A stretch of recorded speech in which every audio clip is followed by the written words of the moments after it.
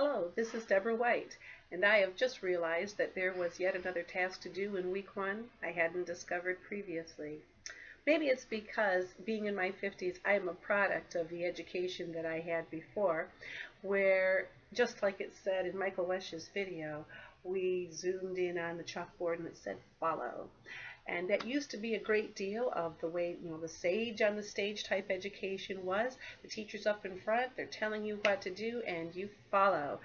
But now, one of the greatest impacts I see in using technology in education actually is that we do get to collaborate, that we have such a power of communication, not even just within our class, but outside of it and globally and into the research that's already out there freely at our disposal, so that we can collaborate and we might even dare to lead instead of just follow in our education.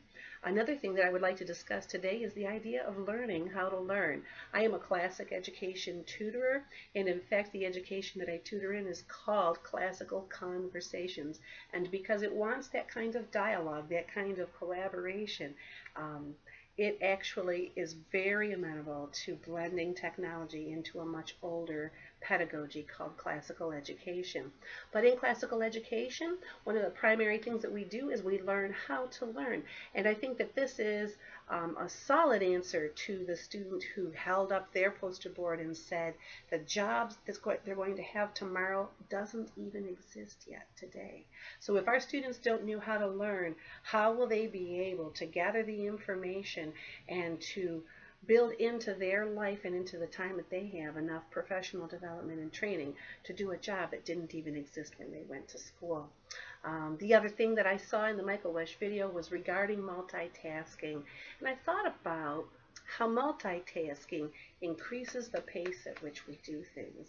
You can't really have a 27-hour days in 24 hours, but that was what the students added up to.